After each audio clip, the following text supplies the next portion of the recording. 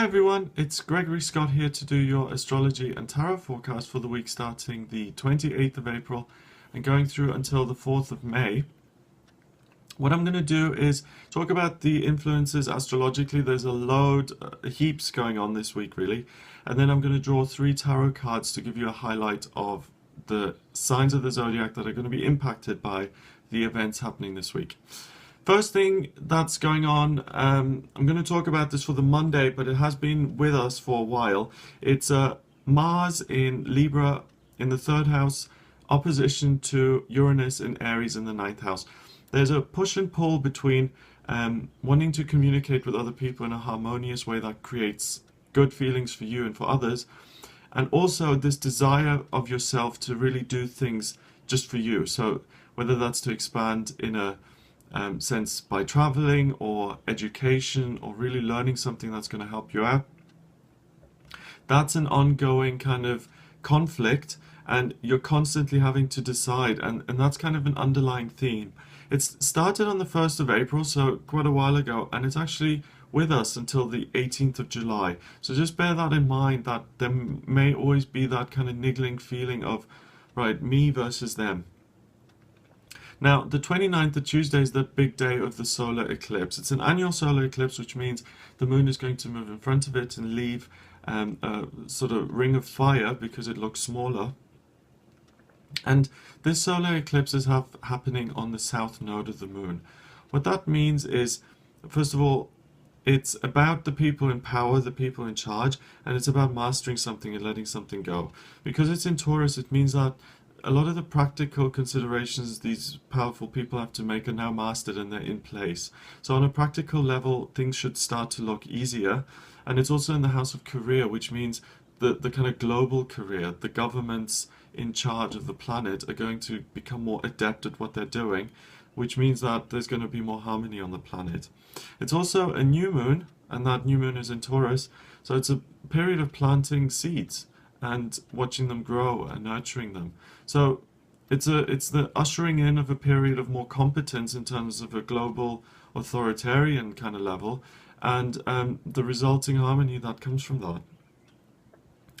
Wednesday the 30th, the moon remains in Taurus, and it's still in there in the 10th house.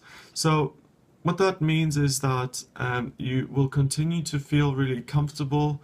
As a result of this eclipse, the energy will kind of linger for a day or two, and on a practical level, things are going to start feeling really easy, and you're going to feel good in your own skin, and you'll really have a kind of sense of ease and comfort, especially around practical physical things.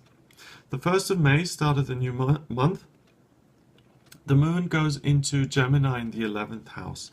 And what that means is there's going to be a real shift. You're going to stop focusing on the home and on the self and feelings of comfort and structure, and you're going to really want to reconnect with friends and really start communicating more and really just enjoy yourself. It's interesting as well because on this day, Pluto in Capricorn in retrograde actually moves from the 6th house into the 5th house. And Pluto hardly ever moves. It is the most slow moving planet in the chart. And when it changes house or changes sign, it's really significant because it happens so rarely. And because it moves into the 5th house, it means it starts to transform the areas of your life that have to do with fun and romance and children and your sense of silliness. But because it's in Capricorn, it kind of takes a really structured, practical approach. So really notice a kind of change and a kind of rebirth in that sense of fun and spontaneity and enthusiasm that may not have been there before. On the 2nd of May, Saturn begins to oppose the Sun, and it does that until the 17th of May, so it's with us for the majority of the month.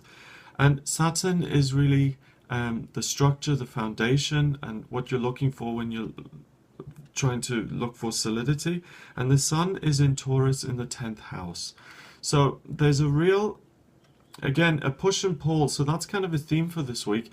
A push and pull between your need to really solidify your relationships in the home, in the family, and to be really comfortable about those.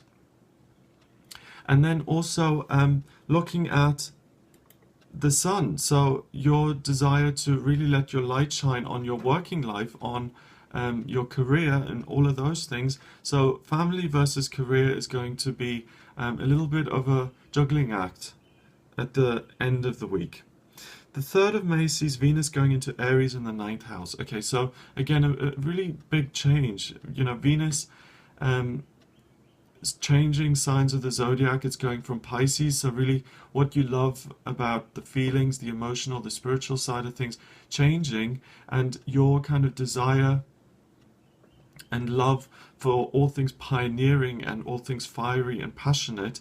That's a huge change, you know, going from the kind of internal world to the really external world of making things happen. So really expect that significant shift at the weekend. And then finally on the 4th, the Sunday, the moon is in Cancer and it conjuncts Jupiter in the 11th house. So this is a really kind of fortuitous day. Really great sense of ease and comfort with your friends. The possibility of meeting new people with Jupiter there being the kind of lucky planet. And a real sense of harmony and serenity in terms of your emotions. So really look out for that. And that's, the Sunday looks like a wonderful, harmonious day. I'm going to have a look at these 3 tarot cards in terms of the major themes that, or the signs of the zodiac that are going to be impacted by this week. Okay. So the first card is the World, and that's Taurus. So Taurus, you're going to have a real sense of completion, and you're really affected by this solar eclipse, obviously. So you're going to really reap the benefits of that mastery of the practical world. So your everyday practical solid life is going to look really harmonious, and you'll really get a handle on that. The second card is the Fool in reverse, and what that means is, because of this solar eclipse, everyone moves forward regardless of sign, regardless of planet. This solar eclipse affects everyone, and it moves them forward in a obviously less foolish way, but in a more informed way and in a more masterful way. So it's just re-emphasizing that this eclipse really takes us forward in the right direction. And there's been so much information on it. I've done a video on the Grand Cross, including these eclipses. It's also part of something bigger called the blood moons, which I've talked about in another video. So if you're interested in this, have a look at that. But it kind of all blends into the bigger picture here, but we're all moving forward as humanity, and that's really encouraging. Finally, we've got Strength, and that's Leo. And Leo, you're going to particularly pull this, you know, the sun is your ruler, so you're also going to be really impacted by this eclipse. You're going to achieve a sense of mastery and completion and fulfillment around your career, and you're really going to get things together. So that's it in terms of the themes. I'm glad I've been able to cover, I mean, it's a lot of information to go through, but I'm glad I've been able to cover it. If you've got any questions, please send me a message here on YouTube. Have a look at my website, which is gregoryscott.co.uk.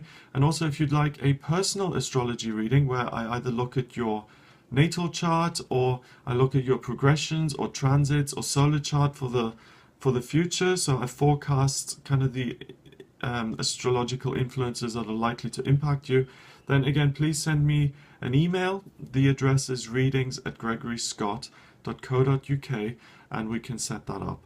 I hope you have a wonderful week, and I'll be with you again next week.